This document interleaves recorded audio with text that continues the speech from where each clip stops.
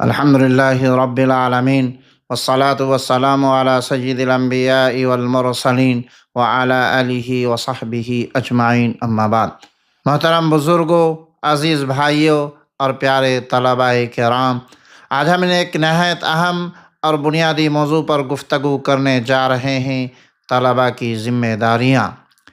یہ موضوع صرف طلباء تک محدود نہیں بلکہ پوری قوم کی مستقبل سے جڑا ہوا ہے، کیونکہ آج کا طالب علم کل کا رہنما، عالم، ڈاکٹر، انجینئر اور قائد ہوتا ہے۔ علم کی اہمیت: سب سے پہلے ہمیں یہ سمجھنا ہوگا کہ اسلام میں علم کی کیا حیثیت ہے۔ اللہ تعالیٰ قرآن مجید میں ارشاد فرماتے ہیں: اقرأ بسم ربک الذی خلق، پڑھو اپنے رب کے نام سے جس نے پیدا کیا۔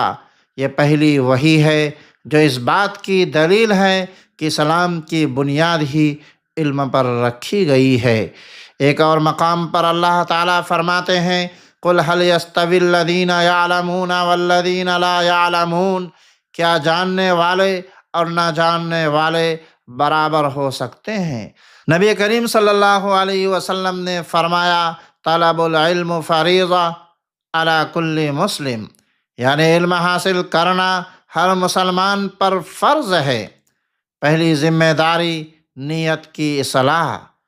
پیارے طلباء، سب سے پہلے اور بنیادی ذمہ داری ہے نیت کی درستگی۔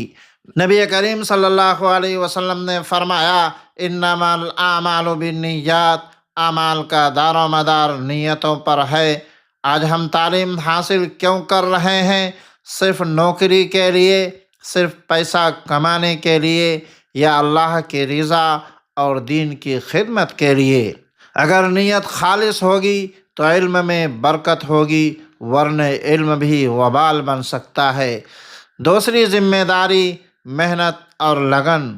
طلباء کی دوسری بڑی ذمہ داری محنت کرنا ہے۔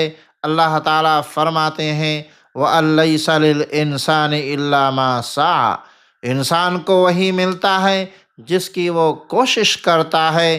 آج کے دور میں کامیابی کا کوئی شارٹ کٹ نہیں ہے۔ جو طالب علم جتنی محنت کرے گا وہ اتنا ہی آگے بڑھے گا۔ یاد رکھیں، وقت کی قدر کریں، سستی سے بچیں، مستقل مزاجی اپنائیں۔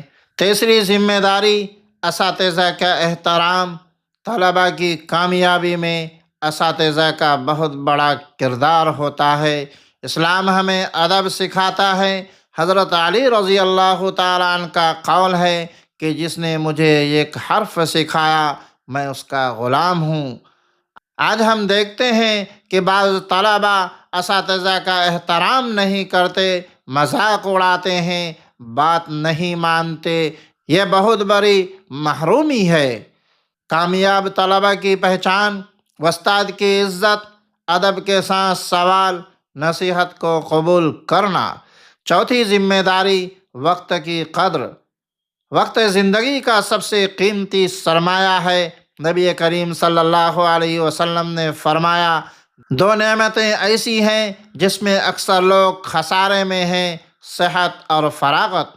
پیارے طلباء، جو وقت گزر گیا وہ کبھی واپس نہیں آتا، اس لیے روزانہ کا شیڈول بنائیں، فضول موبائل استعمال کم کریں، سوشل میڈیا پر وقت ضائع نہ کریں۔ پانچویں ذمہ داری اچھا کردار۔ علم کے ساتھ اخلاق نہ ہو تو علم بے فائدہ ہے۔ نبی کریم صلی اللہ علیہ وسلم نے فرمایا: مجھے اچھے اخلاق کو مکمل کرنے کے لیے بھیجا گیا ہے۔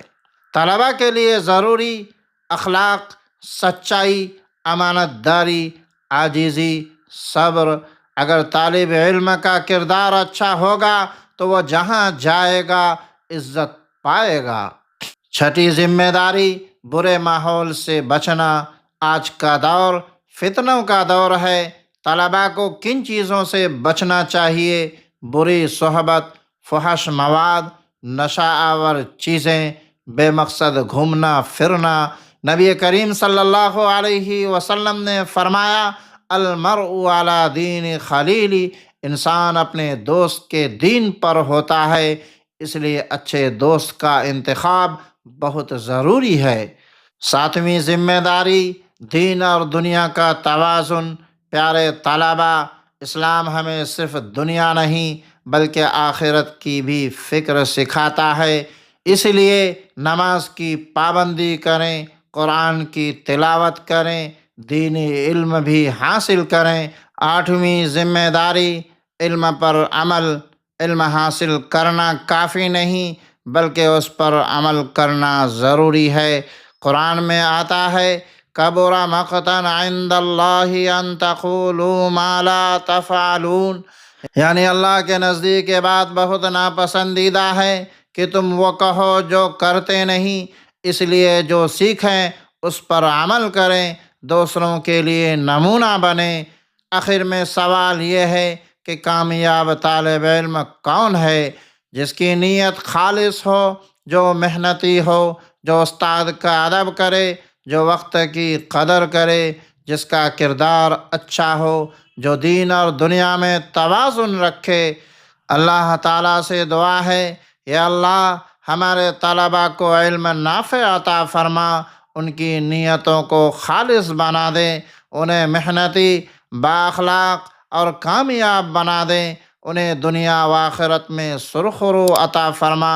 آمین۔ وآخر دعوانا ان الحمد للہ رب العالمین، والسلام علیکم ورحمۃ اللہ وبرکاتہ۔